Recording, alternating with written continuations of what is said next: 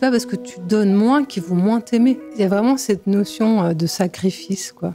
C'est pas simplement juste c'est un violoniste, forcément il a mal au bras. Bah regarde comment, c'est normal. Donc non, en fait c'est pas normal. Il y a des explications pour ça. Il y a quelques semaines, on a reçu la chica, dont le corps a été mis à rude épreuve par des années de pratique de son métier d'artiste. Pour débattre des problématiques soulevées avec elle, on est ravis d'accueillir aujourd'hui Bénédicte Lelay. Bonjour. Salut.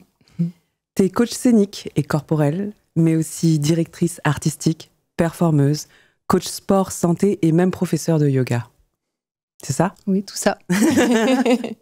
À ses côtés, on a Stéphane Cognam, t'es posturologue, coach en préparation mentale pour artistes, vice-président de l'association Absart.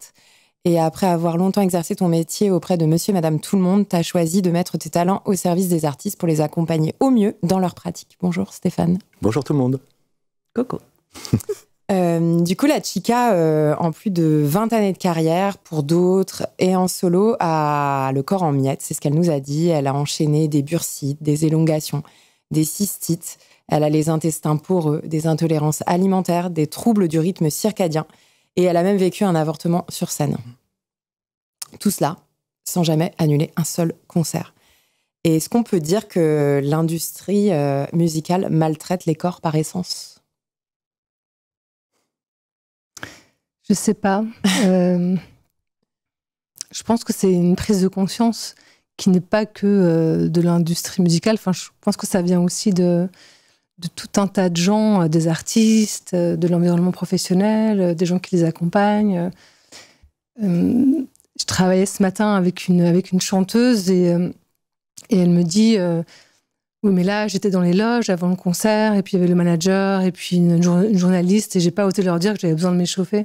C'est fou. Ouais, c'est fou. Ouais, et à chaque fois, je monte un peu en passion. Je me dis, mais il faut dire. Ouais. Donc, qu'est-ce que ça raconte de pas oser dire? Et je lui ai juste suggéré, tu pourrais leur dire, écoutez, j'ai besoin de m'échauffer parce que je monte sur scène dans une demi-heure.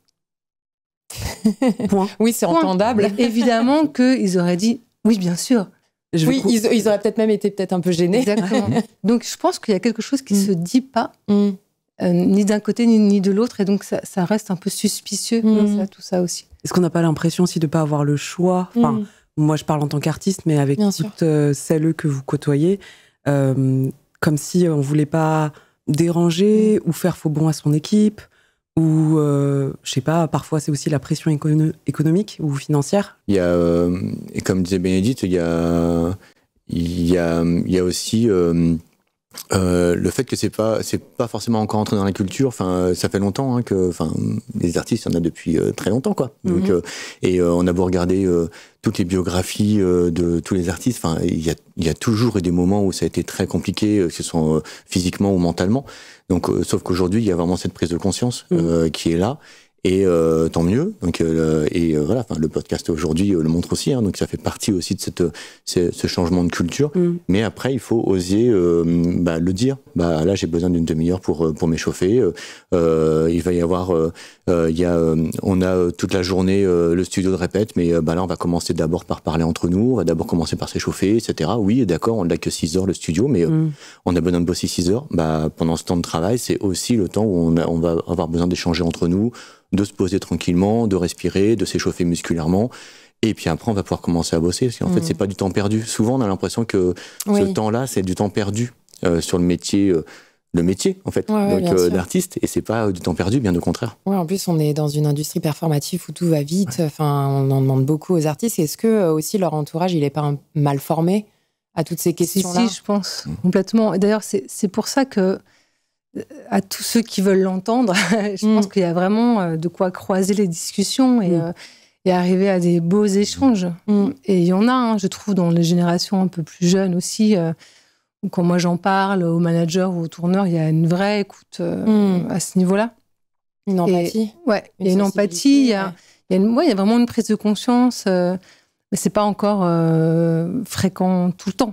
On sent qu'il y a encore des endroits où ça tire beaucoup.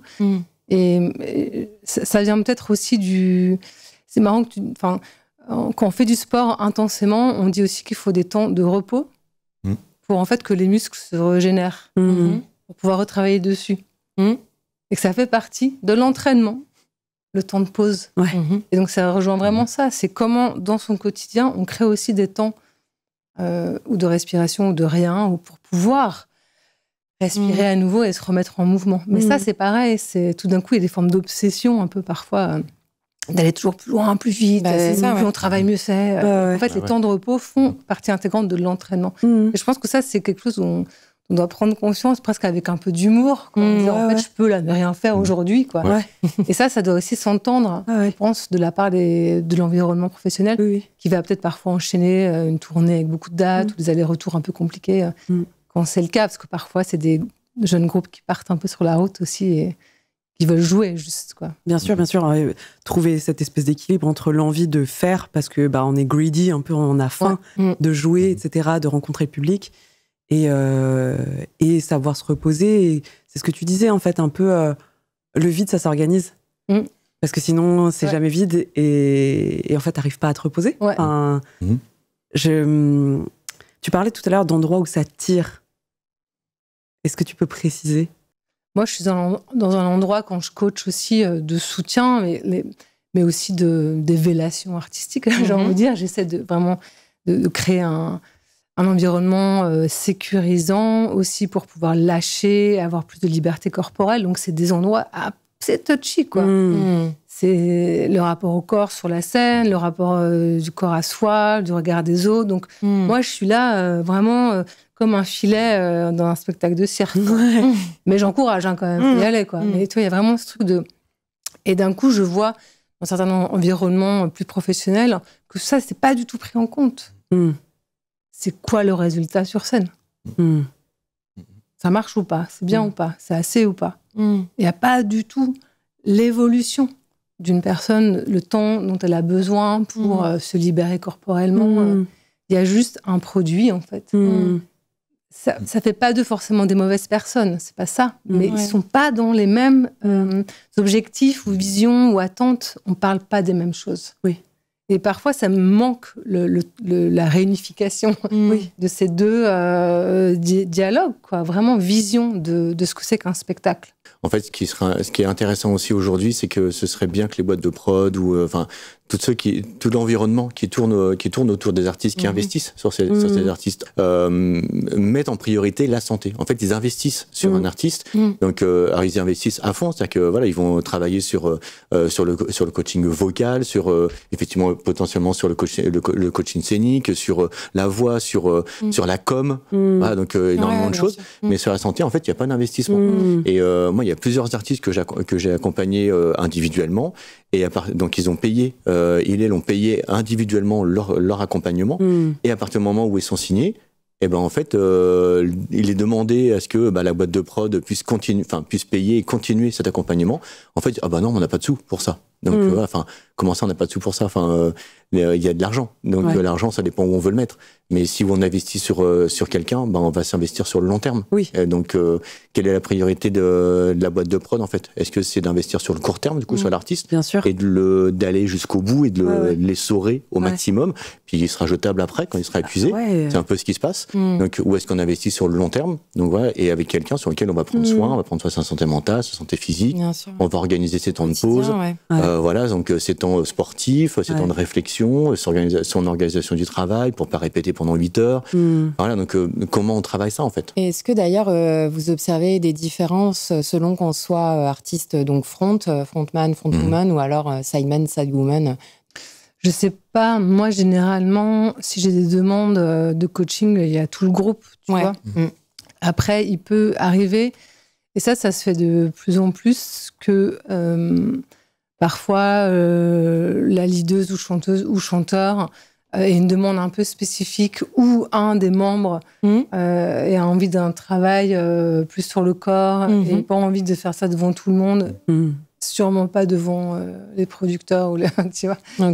Et là, il peut y avoir comme ça un temps assez spécifique. Mais c'est vrai que ça se fait souvent en 2 temps. C'est pas tout de suite aux yeux de tous. D'accord. C'est vrai que parce qu'il y a une réserve. Oui, bien sûr, il y a une pudeur, ça vient toucher, c'est tellement personnel. Et puis parfois, si c'est des artistes déjà un peu aguerris, tu te dis, il ou elle sait faire ça, c'est quoi Et en fait, non, parce qu'en fait, il y a eu un système avant ou une façon d'être sur scène qui n'a jamais demandé ça, donc on est bien resté là où il fallait. Et donc, je pense que ça aussi, c'est intéressant parce que développer sa présence ou son aisance scénique ou même aborder ces sujets-là, je pense que ça peut se faire avec un groupe, parce qu'il y a des choses qui doivent être entendues aussi.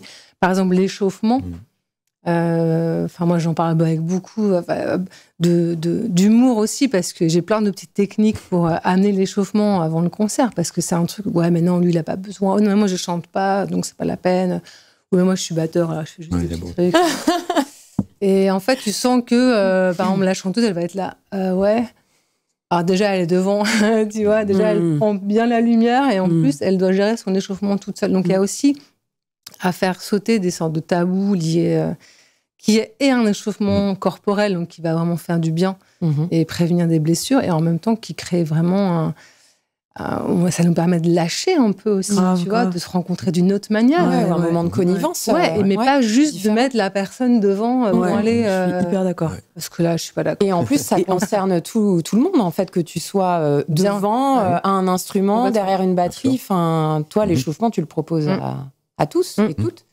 Et en plus, ça permet effectivement, comme tu dis, de se sécuriser au niveau émotionnel. Parce que, en fait... c'est comme si tu t'allais baiser sans préliminaire. Enfin, tu vois, la scène, c'est ça. C'est un truc où tu... Ouais, voilà, il y en a qui le font. Mais selon le jour, selon l'état, le moment du cycle, ça peut faire plus ou moins mal. Bien sûr. Et du coup, l'idée, c'est de pas faire mal. Je ne préconise pas. C'est juste de se dire, faisons les préliminaires ensemble et après, on va donner au public, etc. Et puis, tu as plus de chances, en tout cas, de prendre du plaisir quand tu sais que tu es connecté. Et souvent, en plus, justement, quand tu es front, tu es devant, tu es avec le public et c'est ta place. Et tu peux pas toujours te retourner pour voir ce qui se passe. Mais quand tu sens que la personne est là, parce que tu t'es senti connecté avant, le show, il est bleu. Mais c'est important. Ça. Et puis c'est vrai que du coup, ça crée quelque chose en plus. C'est pas juste on répète ensemble, on est sur scène ensemble, c'est qu'on crée aussi d'autres événements. Bien sûr. Donc, et notamment l'échauffement, on peut s'amuser. Ça crée vraiment une autre forme d'énergie, je trouve. C'est ça qui est intéressant. Complètement. Et moi, des fois, c'est l'inverse qui arrive. C'est que moi, j'ai plutôt des artistes individuels que j'accompagne. Et puis finalement, donc on travaille seul. Et puis je vais en répète. Et puis là, du coup, les icos, ils sont tous au courant que la chanteuse est accompagnée par le coach. Donc, ok, il y a le posturo et le coach qui est là. Bon, on va bien se tenir. Bon, ça dure 5 minutes. Hein. Donc, voilà, ils font ça, voilà.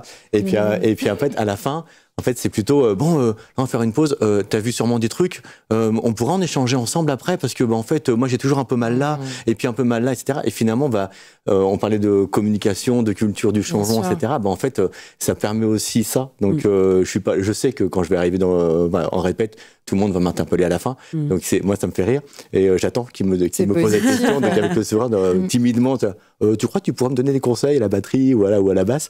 Et c'est drôle parce que du coup, on crée cette émulsion et cette énergie. C'est pareil, c'est aussi un moment où t'es quand même accompagné par un coach, c'est top. Moi j'aimerais bien aussi. Du coup, on continue à faire cette culture de changement et du bien-être. Ça c'est cool. Et on parlait de prise de conscience, on entend souvent la douleur doit agir comme un feu de signalisation. Ça veut dire que c'est à l'artiste lui-même, en fait, de s'imposer des limites. La prise de conscience, elle doit aussi passer par lui, en premier lieu, avant l'entourage. Et... Ouais, je le sens beaucoup, là, ces derniers temps, ça. C'est hyper intéressant. De plus en plus, c'est marrant. Alors qu'avant, pas du tout, quoi. Tu sais d'où ça vient ? Je pense que on libère quelque chose, quoi. C'est-à-dire que plus on va en parler, plus justement ça dédramatise, démystifie le sujet, et plus les artistes vont faire du sport ou des choses, plus on se dit ok, c'est normal, je peux le faire aussi. Ça, parce que je crois que c'est vraiment ça, ce truc de c'est de la musique qu'on fait, c'est populaire, c'est du rock, je sais pas, il y a un truc qu'on rentre dedans, on se fait mal, c'est ok, non, c'est pas ok. Ouais, et puis pendant longtemps, il y avait aussi ce truc de nos limites, en fait. Il fallait dépasser, pousser le plus loin la limite. Et la Chica, c'est ce qui lui est arrivé, en fait. À un moment donné, effectivement, elle a eu une prise de conscience, mais pendant des années, elle s'est abîmée, quoi. Peut-être que je me dis aussi que vu que ça s'est un peu durci tout autour, que les carrières sont fragiles, qu'il y a une sorte de pression d'exister en tant qu'artiste, j'ai l'impression que le prendre soin de soi a pris plus de place aussi. Intéressant. C'est tout ce qui nous reste. C'est-à-dire que si... Moi, je dis souvent, tu sais pas comment ça va se passer autour de toi. Quels vont être les résultats ou pas, les rencontres ou pas. Par contre, toi, te nourrir ton art, nourrir ton corps, bien manger, tout ça. Enfin, ça, c'est quelque chose dont tu as un impact direct. Et ça, c'est intéressant parce que je trouve que ça nous préserve un peu sur le long terme aussi, finalement, d'un sorte de quelque chose de vivant, de gourmand, de sain. Carrément. Autour, tu sais pas. Et j'ai la sensation aussi qu'avec pas mal de potes artistes, on en a parlé, mais c'est cette désillusion. Enfin, ça en fait partie, mais de se dire, mais en fait, j'ai essayé de faire tout comme il fallait, comme on nous a dit qu'il fallait faire. J'arrive à un point B, je suis malheureuse, comme les pierres, quoi. J'ai mal au corps, je suis fatiguée, j'ai plus de motivation, on m'a enlevé ma joie de créer, et en fait, il me reste quoi à part prendre soin de moi. Et on en parlait encore ce matin avec une pote, mais... Et c'est ça, en fait, Enfin, moi, en tout cas, c'est ça qui m'a aidée, au-delà de l'opération et tout ce que j'ai subi et vécu, de prendre conscience que, comme on le dit souvent en psychologie, mais tu maîtrises ton périmètre déjà. Exact. Et tu peux pas, en fait, contrôler le reste. Donc, soit dans nourrir ta zone. ça, quoi. C'est ça. C'est vraiment c'est le seul pouvoir que tu as, quoi. C'est chouette, parce qu'il y a plein de choses à faire là. Bien sûr. Grave. Mais je parlais quand même du No Limit. C'est vrai que c'est l'exemple qu'on a eu avec la Chica aussi, où en fait, qu'elle a tellement repoussé ses limites qu'effectivement, à un moment donné, elle a décidé de prendre soin de son corps. Mais le déclic, c'était qu'elle était malade d'une manière tellement hardcore qu'elle pouvait plus rien avaler. Elle a fait des tonnes de burn-out. Et c'est là, en fait, qu'elle a eu le déclic de prendre soin d'elle. Mais est-ce que ça veut dire que l'être humain est profondément incapable de prendre soin de lui avant ce genre de point de rupture et de point de non-retour, en fait? Est-ce que vous observez ça ou ça tend à changer? Et est-ce que ça s'apprend même de se prémunir de ces points de rupture? D'accord. On a 7 heures pour répondre à la question. La question philosophique. C'est vaste comme question. Je dirais quand même qu'on a quand même cette culture qui est plutôt cette culture occidentale où on est plutôt à attendre de se frapper déjà 10 fois la tête contre le mur pour enfin réagir. Donc, et se dire, au bout de 10 fois, ça commence à faire mal. Donc c'est ça qui est un peu compliqué. On n'est pas sur un autre type de culture qui est plutôt orientale ou autre, sur vraiment la prévention. Donc on est plutôt sur j'en prends plein la gueule. Et puis, alors déjà, on nous dit que c'est normal, on prend plein la gueule dans ce milieu. Donc donc si c'est normal, je continue. Et les peu de voix qui sont des fois entendues en disant non mais ça c'est pas normal de se faire comme ça, et effectivement préserve ta sphère, continue à retrouve le plaisir que tu avais au départ. Enfin, donc on est là pour se faire plaisir. Enfin, ce métier c'est un métier de plaisir normalement, c'est pas un métier de souffrance. À la base, donc à la base, si on fait ça, c'est pour le plaisir. Donc il faut retrouver ça. Et du coup, on a de temps en temps des petites voix qui nous alertent. Tu parlais tout à l'heure, donc effectivement, la douleur, c'est des alertes en fait, c'est des signaux. Donc le corps, il nous envoie plein de signaux. Hein, donc, sauf qu'on attend d'avoir le gros incendie, de la forêt qui nous dit c'est bon, tout brûle. Donc alors qu'il y a déjà des petits signaux et on les écoute pas parce qu'on n'est pas dans cette culture-là. Enfin, en tout cas, on y est de plus en plus parce il y a quand même maintenant cette prise de conscience, comme on disait tout à l'heure, du bien-être, du mieux-être, etc., de préserver cette sphère que tu disais. Et, donc là, il y a ça. Et puis après, maintenant, il y a de plus en plus de personnes aussi qui travaillent. Tu disais comment on peut aider aussi à en prendre conscience. Il y a des personnes qui y travaillent. Enfin voilà, on en a déjà 2 là. Donc, voilà, donc merci. Et il y a l'association que moi je préside, qui a un annuaire de 250 thérapeutes, qui prennent soin des artistes. Donc il y a des thérapeutes qui existent. Il faut simplement les trouver. Ils sont là. Ils sont ils et elles sont présentes. Il faut les contacter, ils sont partout en France, ils sont à l'étranger, on en a même au Québec, on en a en Autriche, on en a un peu partout. Donc il y en a. Le but étant que les artistes qui bougent puissent se dire voilà, j'ai mon kiné à Lille. Et je suis en prestat à Marseille, et j'ai besoin d'un kiné parce que là j'ai mal. Et du coup comment je peux faire? Ou même simplement de l'envisager. On se dit voilà, je vais partir en tournée, je vais pouvoir caler mes rendez-vous kiné parce que je peux partir et je vais pas avoir mal. Donc puisque il n'y a pas assez de sous pour avoir un staff médical qui accompagne tous les artistes, ce qui est quand même bien dommage. Donc voilà, mais du coup il y a des thérapeutes un peu partout. Donc on peut très bien, il y a les coordonnées, on peut très bien les contacter en disant voilà, je je suis un artiste, je suis en tournée, je passe à telle date, est-ce que je peux vous voir et prendre rendez-vous avec vous? En fait, c'est faisable. Est-ce que ça pourrait s'envisager qu'il y ait un staff autour d'un artiste, ou d'une artiste? Il y en a, Là, il faut taper. C'est pas nous, quoi. C'est le haut du panier, c'est ça? Très cher. Très cher, donc voilà. Mais si vous voulez, il n'y a pas de souci. Mais même quand il y a un staff, je veux dire, même parfois, les artistes sont très haut placés dans l'échelle, sociale, enfin, du business, c'est ça, de l'industrie. Et pour autant, ils ont beau avoir un staff autour, parfois c'est un peu flippant, enfin, tu vois, parce que les artistes elles-mêmes maintiennent les dates, tu vois. Enfin, le staff est là, mais si toi, tu décides pas de prendre soin de toi, tu te rappelles l'épisode avec Laurie, quand elle dit, moi, j'ai jamais annulé un concert, elle y va jusqu'au bout. Ouais. Et piqûre de cortisone. Et elle sort de scène et elle tombe dans les bras de son garde du corps. Ouais. Et la prod est autour. Il la porte jusqu'en loge. Enfin, c'est fou. Ouais. C'est un peu dingue. Ouais, je sais pas s'il y a vraiment cette notion de sacrifice, quoi. Bah oui, voilà. À fond. Qui m'agace. Oui, je comprends. Et c'est vrai qu'elle est... Enfin, moi, c'est souvent un mot que j'utilise auprès des artistes. Et là encore, tout récemment, avec ce tout jeune rappeur...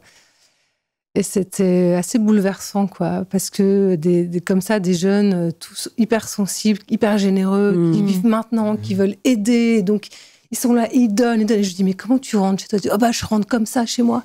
Je dis, va falloir te calmer, il va falloir... Et je lui ai vraiment dit, c'est pas parce que tu donnes moins qu'ils vont moins t'aimer. Ouais. Il a fait, oui.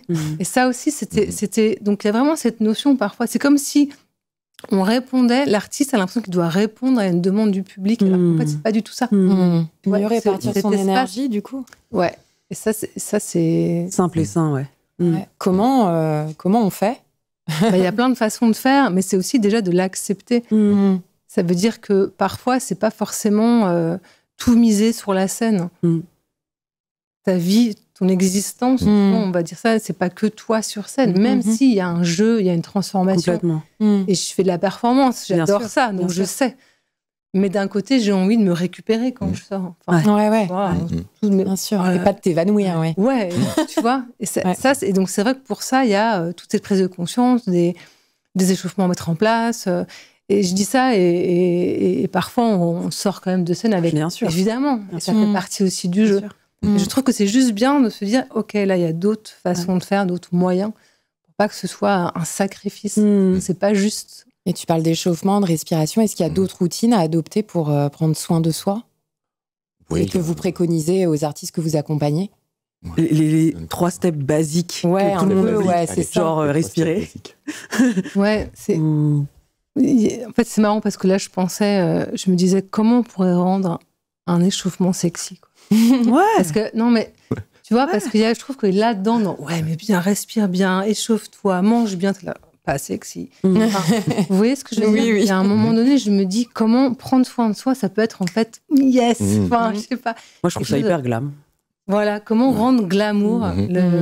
Et je pense qu'il y a vraiment moyen, mais c'est de voir cette autre prisme un peu, une autre sorte de point de vue. C'est-à-dire que c'est pas faire des jeûnes et de la détox, c'est partir Enfin, c'est bien sûr qu'on peut faire ça, mais c'est aussi que ça rentre dans un sorte de quotidien de marcher jusqu'à la salle de concert, de bien dormir, de manger tranquillement, de manger des gourmandises si on a envie, de savoir un peu quoi manger avant, un peu quoi boire avant, si on a les cordes vocales qui s'assèchent parce qu'à cause du stress, enfin toi, et tout ça, je trouve que ça, vraiment de le transformer en quelque chose de glam, quoi. Un bon mot, tu vois. Ou de doux. Sexy, mais le transformer en quelque chose de doux, en fait. Prendre soin de soi, c'est aussi, ajouter de la douceur dans son quotidien, en fait, et puis y prendre goût, au final, au bout d'un moment.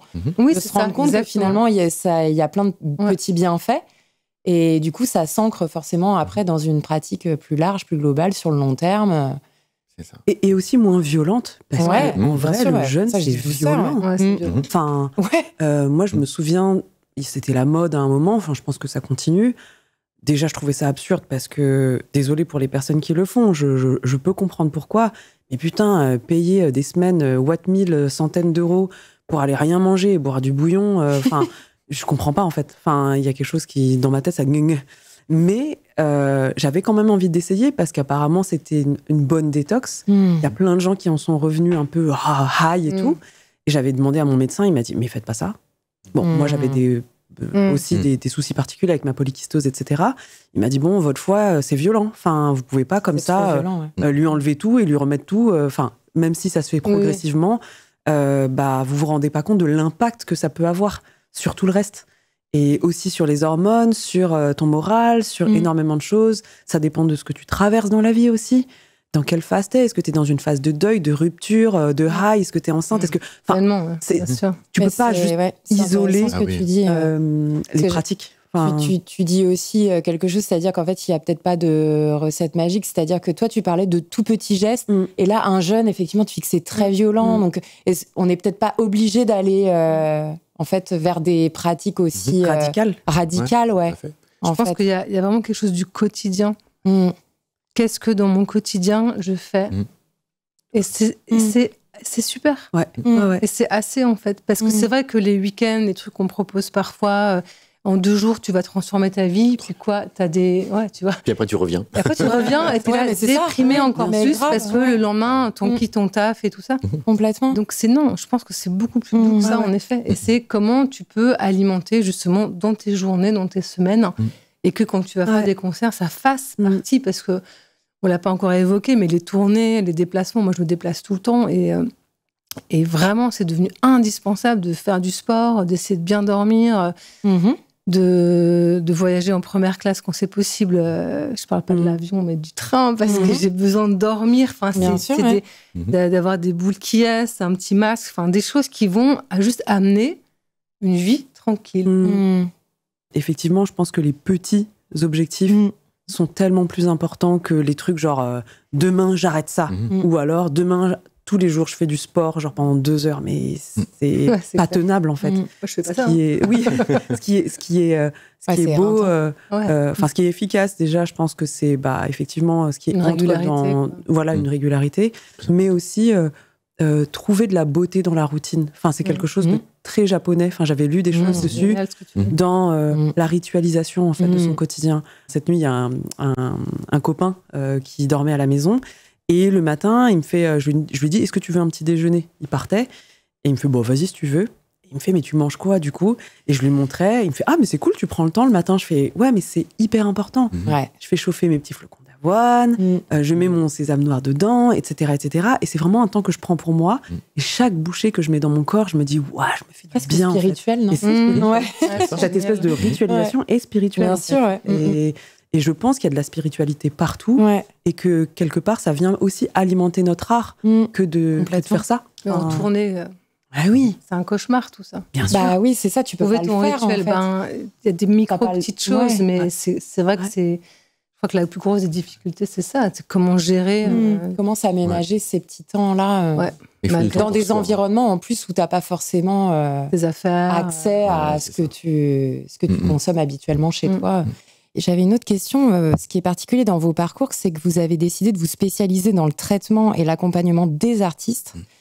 Et du coup, je me demandais si ces métiers, alors effectivement, ils sont particuliers, mais est-ce qu'ils demandent des traitements et des accompagnements spécifiques, du coup, par rapport à monsieur, madame, tout le monde ? Ouais, exactement. Est-ce qu'il y a des spécificités ? Dans l'absolu, je pense pas. Mais après, c'est dans la forme que ça va prendre. La tournée, l'adrénaline qui peut un peu dévaster les gens, l'environnement professionnel, l'alcool, la drogue, tu vois, des choses comme ça qui font quand même partie de la vie, la vie de nuit, les moments un peu sociabilisants, qui sont aussi bourrés d'alcool. Enfin, ça, je pense que ça reste quand même assez spécifique. Après, c'est marrant parce que parfois, je donne des cours, des ateliers à des gens qui ne sont pas artistes, mais je leur parle comme des artistes. Ils me regardent toujours. Je leur dis, quand tu rentres sur scène, et puis ils me disent, non, mais quand tu montes dans le bus, jamais. Quand tu rentres dans ton bureau, dans le bureau de ton patron. Et je me dis, Béné, calme-toi. Tu fais juste un cours de sport. Mais je pense que ça leur plaît aussi d'un côté. Mais bon, c'est trop l'habitude, c'est assez marrant. Ça les challenge un peu. Ouais, peut-être, genre, quand tu arrives là. Bon.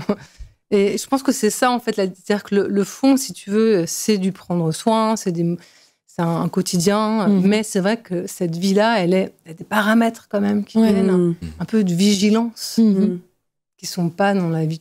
Qui ne sont pas anodins, qui ne sont pas un quotidien plus classique, je dirais, de quelqu'un qui va au bureau, tu vois. Et donc ça c'est vrai que c'est des notions dont il faut parler, qui sont quand même à prendre en compte, quoi. Toi, tu identifies, Thérèse, des besoins spécifiques par rapport à ta pratique? Je sais que chez les chanteuses, en tout cas, la voix, c'est quelque chose d'extrêmement précieux. Là, tout à l'heure, je suis partie sans mon écharpe et du coup, j'étais un peu en autoflagellation. Mais qu'est-ce que t'as fait? Les bulles avant de monter sur scène, on boit pas ça, on mange pas de fromage parce que ça colle un peu aux cordes vocales et ça gratouille. Moi, j'essaie de boire, je bois quasiment jamais froid. Je bois à température ambiante, voire chaud. Et souvent, mais si les gens ont pas de tisane, je fais, mais faites-moi juste chauffer de l'eau. Et ils me disent, mais pour de l'eau chaude? Oui, de l'eau chaude. Et en fait, en Chine, on boit, enfin, ils boivent. Je n'habite pas là-bas, mais ils et elles boivent de l'eau chaude tout le temps, en fait. C'est mieux pour le corps, ça hydrate plus. Il y a aussi le fait de pas gueuler pour rien. Donc ça, pour préserver sa voix, corde vocale. Parce que quand t'es pas échauffé, que tu hurles, même, je sais pas, derrière, dans un bar, etc. Moi, je fais super gaffe. Les endroits bruyants, ça me saoule d'aller parler là-bas. Et ouais, il y a énormément de choses. Et puis même le sommeil. Enfin, c'est con, mais bien dormir. Alors, j'y arrive pas toujours. mais ouais, je trouve que c'est hyper important. Et moi, je me rends compte que mes parents m'ont énormément appris tout ça, tout ce dont on est en train de parler. Bien manger, bien dormir, etc. Ils m'ont répété ça toute ma vie. Ma mère m'a dit, ton premier médicament, c'est ce que tu mets dans ton corps. Et elle me disait, ça sert à rien d'acheter des crèmes, là, ou je sais pas quoi. Bois de l'eau. Bois de l'eau. Mange des carottes et du poivron, de la vitamine A, C. J'ai été élevée avec le manuel de ma daronne qui me disait, dans les poivrons, il y a de la vitamine A. Dans les machins, il y a de la vitamine C. Le brocoli et tout et tout. Et moi, en fait, ça, c'est resté. On parlait tout à l'heure de médecine préventive. Moi, j'ai fait pas mal d'acupuncture. Je ne sais pas si vous avez des pratiques à côté, en dehors de la routine, des routines quotidiennes, que vous conseillez, des choses que vous avez essayées, qui vous ont plu. Alors, moi, je travaille avec vraiment beaucoup de thérapeutes parce que justement, le but, c'est d'être en transversalité. Et moi, je suis loin d'avoir la science infuse. Et du coup, en fonction du bilan postural que je fais et des thématiques qu'il va falloir aborder, forcément, il faut aller voir des thérapeutes un peu spécialisés.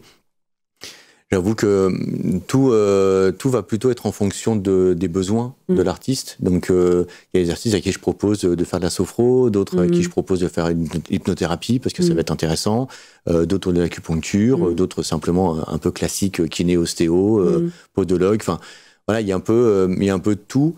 Moi, j'avoue, j'aime bien tester des pratiques. Donc, il y a tellement de choses qui existent que du coup, c'est intéressant de pouvoir les tester parce que voilà, ça peut forcément marcher. Enfin, il y a pas qu'une façon de faire, bien heureusement, quoi.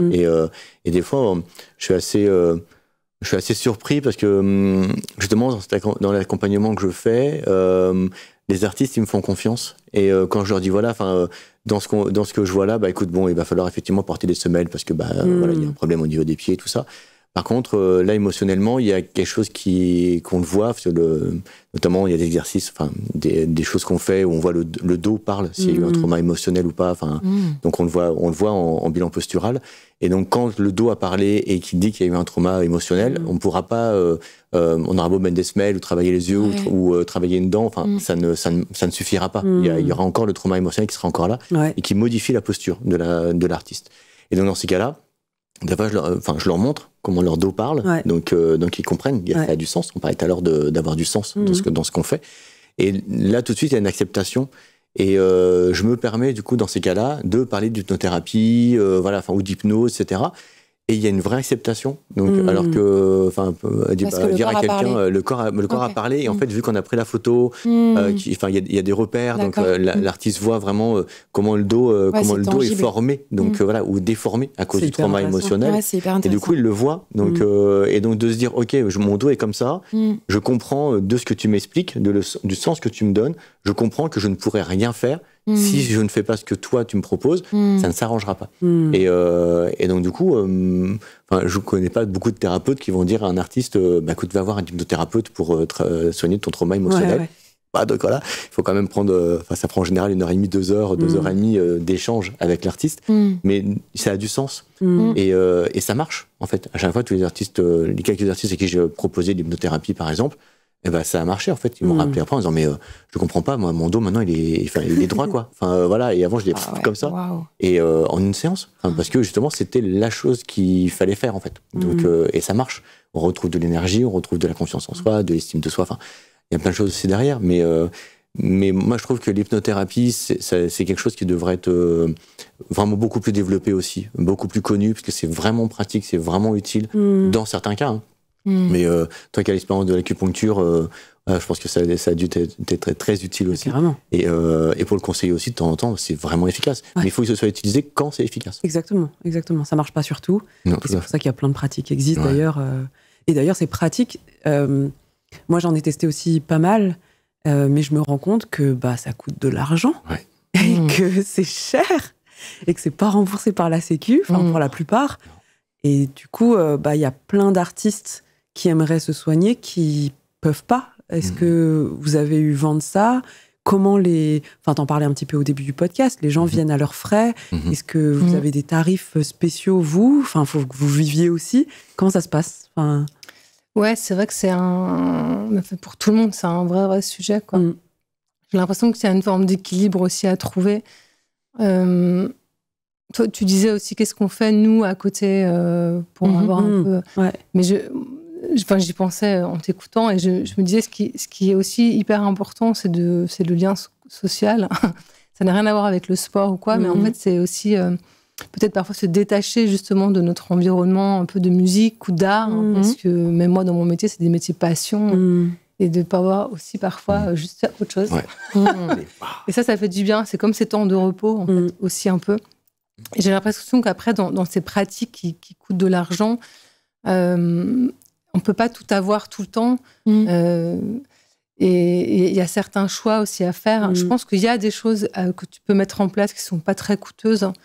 De toute façon, il y a des clubs de sport qui sont vraiment pas chers. Encore une fois, marcher, prendre l'air, ça coûte rien. Donc il y a aussi une petite pas attendre forcément. Donc ça, c'est des choses que moi j'évoque souvent avec les artistes. Bien sûr. Souvent, moi, ils viennent me voir, ils sont financés par l'AFDAS, en fait. Ce qui fait qu'on fait et de la scène et du sport, on prend soin du corps. Donc ça, c'est une des solutions qu'on a trouvées. Moi, j'aime bien aussi me dire qu'il y a un moment donné où il y a une forme d'investissement aussi de leur part. Parce que c'est que tout ne vienne pas juste de... Toi, tu préconises des choses et derrière, ils reproduisent. Je trouve ça bien qu'ils investissent aussi. Ouais, donc ils peuvent... Ce que moi, je propose aussi parfois, c'est de faire des séances de sport et après, je leur envoie un petit contenu et ils peuvent refaire. Et là, ça les mobilise aussi. Bien sûr. Parce que, évidemment, que c'est la régularité quand même qui va être intéressante. Et là, on voit justement, parce que le plus dur, c'est ça, c'est de faire tout seul. Mais je trouve que j'ai essayé de mettre à dispo, j'ai aussi des petites capsules vidéo sur ma chaîne YouTube que je vends 15 € et tu les as à vie, quoi. Des trucs assez marrants d'une demi-heure, des mouvements que j'aime bien, moi, quoi. Et je me dis, OK, là, il y a moyen aussi. Donc, je pense que même sur YouTube, il y a plein de trucs gratuits. Il y a aussi moyen. Par contre, ce que je comprends, c'est que tout seul, c'est difficile d'avoir accès à ça. Et moi, je suis toujours assez prête à guider les gens pour qu'ils aillent vers des propositions qui leur conviennent bien, en fait. Et on a parlé beaucoup de corps, mais assez peu d'émotions, alors qu'un artiste, il travaille aussi beaucoup là-dessus. Enfin, tu l'as un peu évoqué avec, effectivement, l'hypnothérapie. Comment on se prémunit, finalement, de ces émotions, de ces traumas? Comment on arrive à les gérer? Pour pas que ça aussi influe sur le corps, que tout ça soit un bel équilibre. On fait ce qu'on peut. Ça va être un travail aussi du quotidien, de toute façon. Donc, il n'y a pas de secret. Il faut prendre soin de ces émotions. Tu travailles avec. Tout à fait, toujours. Donc, surtout dans le milieu artistique où l'émotion elle fait partie entièrement de la créa, de ce qu'on vit du matin au soir, quoi. Donc, ce qu'il faut simplement faire attention, on en parlait un peu aussi, c'est d'arriver à comprendre aussi ça. On parle des douleurs, on parle de pourquoi on est là, pourquoi on est sur scène, pourquoi on fait ce moment-là. C'est aussi comprendre aussi pourquoi on a cette émotion-là à tel moment. Qu'est-ce que j'en fais du coup cette émotion? Donc tu peux arrêter l'heure d'énergie. Donc pourquoi je veux tout donner sur scène, pourquoi j'arrive avec une telle énergie qu'au bout de 3 morceaux, je suis complètement cramé. Voilà, enfin, et pourquoi je ressors de scène comme ça, comme tu étais tout à l'heure. En fait, à partir du moment où on va se poser des questions, donc alors pareil, on peut le faire aussi soi-même. Au départ, il faut quand même avoir des clés, donc par des spécialistes pour donner vraiment les bonnes clés. Donc une vraie boîte à outils sur laquelle on va pouvoir utiliser un peu pas mal de petites choses et se dire et d'être capable, en capacité de prendre du temps pour soi. En prenant du temps pour soi, et ben du coup, on se pose des questions. Donc voilà, et en se posant les questions, eh ben, on va y trouver des réponses. Donc voilà, et si on n'en a pas, c'est pas grave non plus, si on n'a pas des réponses. Donc voilà, mais au moins on s'est posé les questions. C'est déjà une grande avancée. Et tu parlais tout à l'heure de petits pas. Eh ben oui, enfin, le but, c'est pas de se faire violence non plus sur les émotions, c'est de les comprendre, de les accompagner. Parce que même une colère peut être très bénéfique quand on va sur scène, parce que physiologiquement, ça apporte des choses aussi. Une tristesse aussi peut apporter aussi des choses. Enfin, toutes les émotions ont un sens. Donc, si on leur donne du sens, bah, en fait, elles deviennent beaucoup plus utiles que ce qu'on imagine. Elles sont pas néfastes, hein, des fois, elles sont simplement désagréables. Et après, voilà, on les accepte pas. Mais même si on se dit, ah non, mais cette émotion-là, je la veux pas aujourd'hui. Ah tiens, bah, du coup, automatiquement, on va peut-être se dire, bah, comment je peux faire pour ne pas avoir cette émotion-là. Moi, j'ai presque l'impression, même quand je t'entends là, je trouve que les gens se censurent aussi beaucoup sur leurs émotions. Et à un moment donné, il faut accepter de les ressentir et de les vivre. Elles sont pas toujours agréables, mais justement, plus tu te censures, et plus ça te crée un cancer par là, des nœuds, des maux de tête ici, une contraction de l'autre côté. Et il y a quelque chose aussi dans ce que tu disais que je trouvais intéressant, c'est chercher des réponses. Et je trouve que c'est important de se poser des questions et d'accepter que la réponse, elle vient quand elle vient. Et je trouve que dans cette société très capitaliste, très court-termiste, on a tendance à vouloir des réponses vite. Et du coup, moi, j'ai vu aussi énormément d'artistes se perdre dans plein de méthodes différentes rapidement et d'être totalement désemparées parce qu'elles ne trouvaient pas leur réponse, parce qu'elles n'acceptaient pas le temps long, et au risque même d'aller vers des charlatans qui sont là juste pour prendre la thune, parce qu'ils vont te dire tu vas voir, je vais te rendre heureux ou heureuse en 10 leçons, ça va être super. Et ça, je trouve que autant la curiosité et l'exploration, c'est intéressant, autant vouloir que ça se fasse, c'est pas un business plan en fait, d'aller bien. Non, tout à fait. C'est le travail d'une vie. Ça prend du temps. Ça prend du temps. Et ça prend, parce que à partir du moment où on va commencer à se poser une question, mais en fait, on va soulever un petit couvercle. Là, et du coup, ça va remuer aussi les choses. Donc, il faut aussi, c'est pour ça qu'il faut être bien accompagné aussi. Parce que soulever le couvercle, bah, quand ça remue, et bah, qu'est-ce qu'on fait aussi de ça? Donc, ça crée encore possiblement des difficultés, ou en tout cas des questions supplémentaires. Et il faut être capable de se dire, bah, ok, bah, j'ai soulevé le couvercle. Bon, est-ce que je continue à le dire? Ouais, non, en fait, je vais peut-être remettre un deuxième couvercle au-dessus. Mais à partir du moment où on a commencé à se poser la question, bah, en fait, ça, on prend l'habitude de le faire. Donc, alors oui, c'est difficile, parce que les émotions, c'est pas forcément toujours agréable.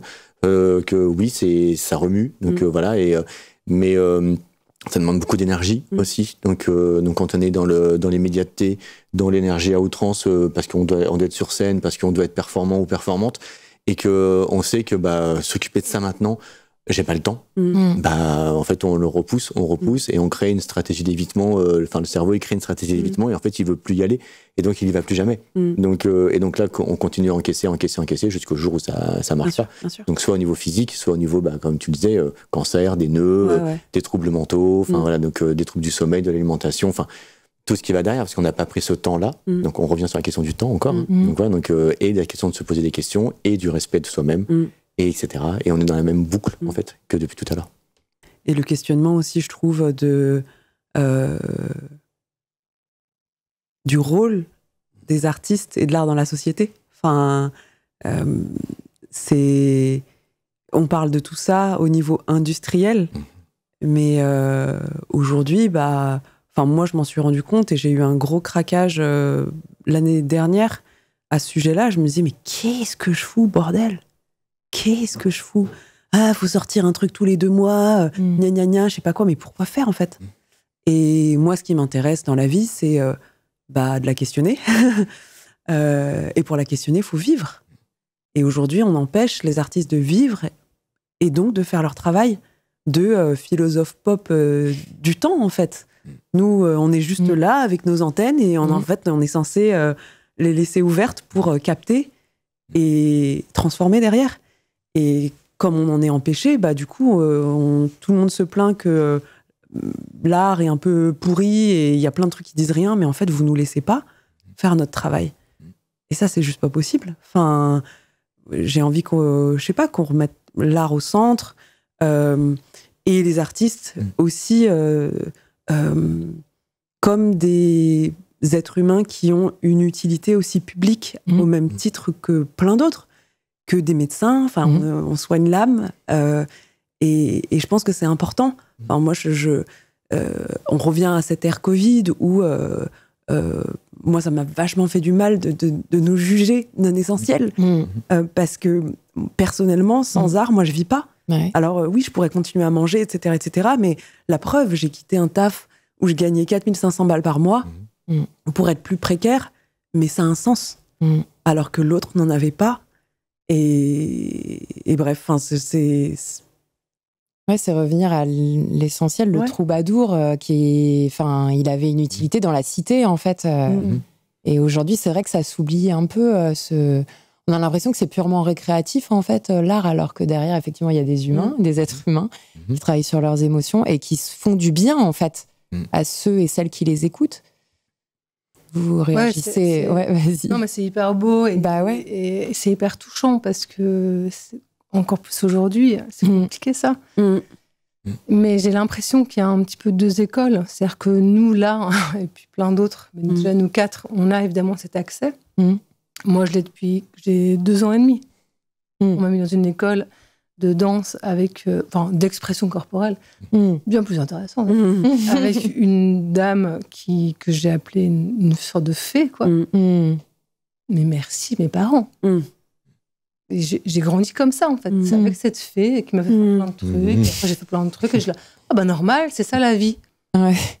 Donc moi, après, je me suis dit, tu sais quoi, tu vas être fée aussi. Hein. Ouais. C'est un beau métier. Ouais. Alors évidemment, parfois, mais bon, on y va quand même. Et donc, le problème, c'est les autres qui n'ont pas de fée. Oui. Qui n'ont pas eu accès à ça et qui ne voient pas forcément toute cette ressource. Et c'est ça, moi, qui me tient toujours à cœur en me disant comment on peut faire pour continuer de valoriser, de défendre, de faire des expériences. Parce que tu as tellement raison en disant que hier, quand j'ai coaché ce jeune artiste de 17 ans, j'avais l'impression d'avoir une discussion avec un mec de mon âge, quoi. C'était vraiment troublant. Je lui ai dit d'ailleurs, et j'adore ce métier pour ça, parce que je croise plein de générations différentes. Et on s'est mis d'accord sur le fait que c'est long. Une carrière, une vie, que ça prend du temps, et qu'on est différent, et qu'on change, et qu'on a besoin de ce temps, et que ce temps, c'est pas un frein. Ça fait partie vraiment du vivant, mais ça, c'est difficile, en effet, à admettre. On parle assez peu des carrières sur le long terme, on parle assez peu aussi des conséquences qu'elles peuvent avoir sur les artistes. Et est-ce qu'il n'y a pas un terrain ou des prédispositions à certaines pathologies, maladies fréquentes liées à la pratique artistique ? Est-ce qu'on ne pourrait pas définir ça comme des maladies professionnelles, en fait, à terme ? Bien sûr. Alors, ça peut être défini comme des maladies professionnelles pour certains ou certaines, mais c'est un parcours du combattant, hein, donc, parce que ce n'est pas dans les tableaux de la sécurité sociale. Donc, du coup, il faut arriver à le définir sur une procédure un peu particulière. Oui, c'est pour ça... C'est une excellente question. C'est pour ça qu'aujourd'hui, on s'aperçoit qu'il y a depuis quelques années, alors très récentes, il y a vraiment des scientifiques qui travaillent sur notamment, merci les JO pour ça, qui travaillent sur la comparaison entre l'activité sportive et l'activité artistique. Donc voilà, et le rythme cardiaque des batteurs, les psychandylites du violoniste. Enfin, il y a plein de choses en fait qui existent et qui montrent que pourquoi ces pathologies arrivent en fonction de l'activité. Et on parlait tout à l'heure de est-ce que c'est une population un peu particulière aussi, les artistes. Il y a quand même beaucoup d'artistes aujourd'hui qui ont commencé à faire de la musique quand ils avaient 2 ans, 3 ans ou 5 ans. Enfin, t'as commencé le violon à quel âge ? À 5 ans. T'as quel âge ? 45. Ça fait déjà beaucoup de temps que tu fais du violon quand même. Donc en fait, il y a quand même cette particularité-là qui est dans l'activité. Et il faudrait faire ça, Là, avec l'association Absart, on organise notamment un symposium où des chercheurs, donc kinés, chirurgiens, dentistes, podologues, viennent présenter leur travail de thèse, de doctorat, etc., pour justement montrer que il y a des scientifiques qui réfléchissent à l'activité artistique et que c'est pas simplement juste c'est un violoniste, forcément il a mal au bras, regarde comment, c'est normal. Donc non, en fait c'est pas normal. Il y a des explications pour ça. Et donc c'est son métier, il a une pathologie qui est liée à son métier. Donc il est censé être pris en charge pour sa pathologie. Et pas que des pros. Parce que, et encore les pros, c'est pas pour ça qu'ils sont pris en charge. Mais voilà, c'est une activité, c'est un métier. Donc il y a des pathologies spécifiques, comme pour les sportifs, en fait. Donc ça devrait être la même chose. Donc l'idée du symposium ou l'association que je préside, c'est aussi d'arriver à ce que les pouvoirs publics puissent s'en emparer. À un moment, ça fait quand même des dizaines d'années qu'on le dit, les risques auditifs des musiciens, oui, c'est un risque professionnel, sauf que même un musicien qui a un trouble auditif, on lui dit ça fait partie du métier. Non, en fait. Il serait peut-être temps que ça change. Oui, c'est un risque professionnel. Si c'est un risque professionnel, c'est censé être pris en charge par la Sécu comme étant une pathologie professionnelle. On n'en est pas encore là. Voilà, mais le fait d'avoir justement peut-être d'avoir ce podcast, d'avoir cette communication entre les artistes, d'avoir des événements comme nous on organise, mais comme d'autres, donc on n'est pas les seuls, mais vraiment d'avoir tout ça, on espère que aussi les pouvoirs publics puissent se dire c'est une question de santé publique, donc la santé des artistes, parce qu'on est un peu nombreuses quand même à faire tu les une sens activité. À l'écoute quand vous avez des retours justement des pouvoirs publics ou pas encore? Non. Joker. Donc, donc en ce moment là où il y a des coupes budgétaires un peu partout, c'est pas vraiment le cas. Donc non, on revient à quelque chose qui n'est plus essentiel puisque là, il faut faire des économies. Là où on coupe, c'est dans la culture. Il y a des départements aujourd'hui qui ont mis sur leur budget 2025 0 € en culture. Faut le dire aussi. Il y a des compagnies aujourd'hui qui ferment, qui n'ont plus aucun projet pour 2025 parce qu'ils n'ont aucun financement. Donc voilà. Et donc du coup, elles sont mortes. Donc on a beau voir aujourd'hui sur les réseaux des debout pour la culture. Il y a plein de choses sur les réseaux avec des compagnies qui se mettent debout, des SMAC qui se mettent debout. Je trouve qu'on est quand même très gentils. Honnêtement. Donc parce que aujourd'hui les artistes en prennent plein la gueule. Déjà avec le Covid, on en a pris plein la gueule. Il y a eu un petit retour, un tout petit peu en grâce, parce que les gens avaient envie de sortir et de s'amuser et de faire des concerts. Et waouh, super, sauf que ça a été le deuxième effet qui se coule parce qu'il y a eu trop de demandes. Donc là, la santé mentale en a pris un peu plein la gueule pour les artistes. Et là, il faut faire des économies. On coupe sur les pauvres et les artistes. Donc c'est pas maintenant.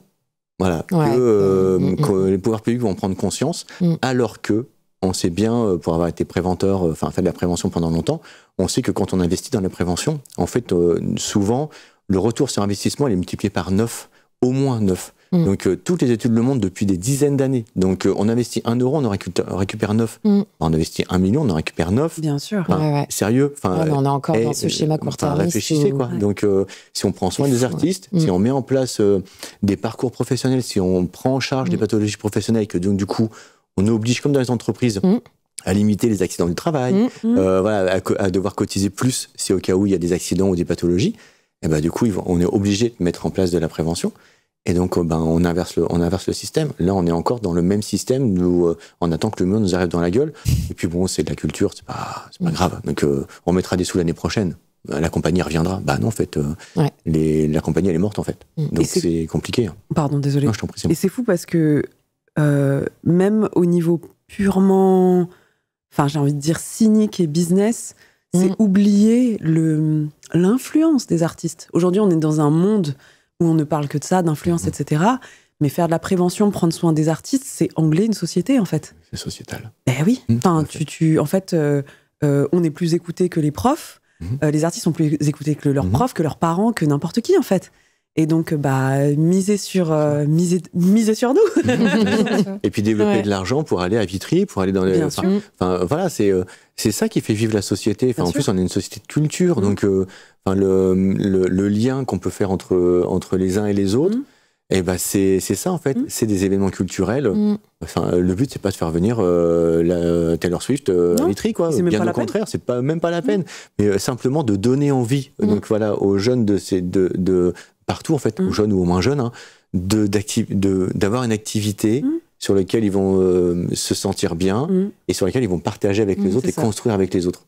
Bah voilà, enfin, et c'est pas compliqué de construire un monde comme ça. Enfin, il faut que l'argent il aille au bon endroit. Ça échappe un peu à nos pouvoirs publics. Ouais, totalement. Ils ont d'autres priorités. Je voulais juste dire un truc par rapport à l'accès, justement pour aux artistes à la santé, tout ça. Il y a depuis peu, votre médecin traitant peut prescrire des séances de sport santé. D'accord. Moi, j'ai fait une spécialité de coach sportif sport santé. Ça ne veut pas dire que c'est remboursé par la Sécu, mais ça peut être remboursé par votre mutuelle. D'accord. Ouais, ok. Et donc ça, c'est d'une prescription médicale. Et ça, c'est chouette. Et moi, j'ai des artistes qui viennent me voir avec ça en ce moment. Ok. Ouais.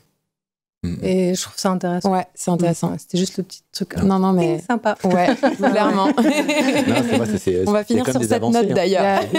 Voilà. C'est suffisamment. Se dit quoi. Rare, voilà. Complètement. Il faut le rappeler. C'est la petite étincelle là. Autre petite étincelle, c'est ce petit pansement que vous voyez derrière nous et qui, c'est un peu l'emblème du podcast. Enfin, pas qu'un peu d'ailleurs, c'est l'emblème du podcast. Et on aimerait vous demander de partager chacune, votre pansement au quotidien. Je reviendrai sur la notion d'échange, comme maintenant. Je pense que c'est vraiment ça, créer du lien, être avec l'autre, pas garder pour soi, être vraiment dans une forme de transmission de paroles. C'est très réconfortant pour le corps, le cœur et l'esprit. Merci. Pour moi, je vais être peut-être un peu plus perso, mais je vais dire que c'est ma fille. Ouais. C'est ma fille, mon pansement. Voilà. Ok. Son rire, sa joie, voilà. Enfin, le fait qu'elle soit là, pour moi, c'est mon pansement quotidien. Voilà. Ça marche aussi. Bah, merci beaucoup. Merci à vous deux. Merci à vous. Merci. Cet épisode a été enregistré dans les locaux du média Mademoiselle. Nous tenions à remercier toute l'équipe et tout particulièrement Inès Pollon et Delphine Baudouin. Un grand merci à nos partenaires, le CNM, l'ADAMI, Audience et la Mission Handicap et Tsugi Radio. Notre podcast n'existerait pas sans celles et ceux qui ont participé activement à sa création. Au montage, Baptiste Roger et au mixage, Adam Carpels. À l'identité graphique, Zoé Renard. À la gestion des partenariats, Héloïse Gauthier. Merci à vous de nous avoir écoutés. Pour nous soutenir, n'hésitez pas à mettre des petites étoiles, des cœurs, des pouces partout et nous suivre sur les réseaux sociaux. À bientôt pour un prochain épisode.